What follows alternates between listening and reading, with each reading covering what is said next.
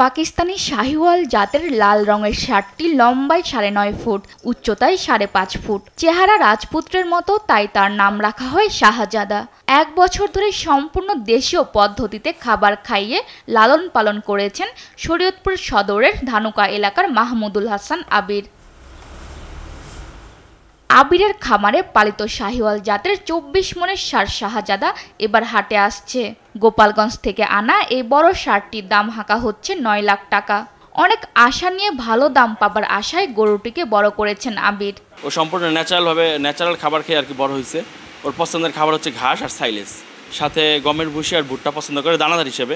জেলার দামুড়া উপজেলার উত্তর সুতলকাঠি গ্রামে আশরাফুল হক নামে এক গ্রাম্য চিকিৎসকের পালিত ফ্রিজিয়ান জাতের বিশাল গরু শান্তকে ঘিরে ব্যাপক সাড়া পড়েছে। 2020 সালে গোসাইর হাট থেকে 52,000 টাকায় কেনা এর বাছুরটি 5 বছরে প্রায় 1300 কেজি ওজনের হয়েছে। কোরবানির ঈদ সামনে রেখে প্রতিদিনই শত শত মানুষ এক নজর দেখতে ভিড় করছেন শান্তকে ঘিরে।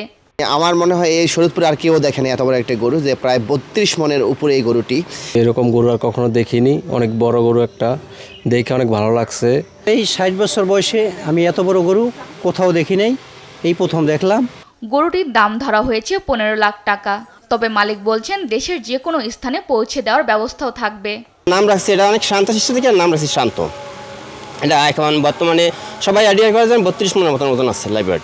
জেলায় চাহিদার তুলনায় অতিরিক্ত প্রায় 11,000 গরু বেশি উৎপাদন হয়। পশু রক্ষণাবেক্ষণ ও হাটে সার্বক্ষণিক মেডিকেল টিম প্রস্তুত রাখার কথা জানালেন প্রাণী সম্পদ কর্মকর্তা। শরীয়তপুর জেলায় স্থায়ী এবং অস্থায়ী হাট রয়েছে। এই হাটগুলোতে আমাদের ভেটেরিনারি মেডিকেল টিম থাকবে, এটা আমাদের প্রস্তুত আছে।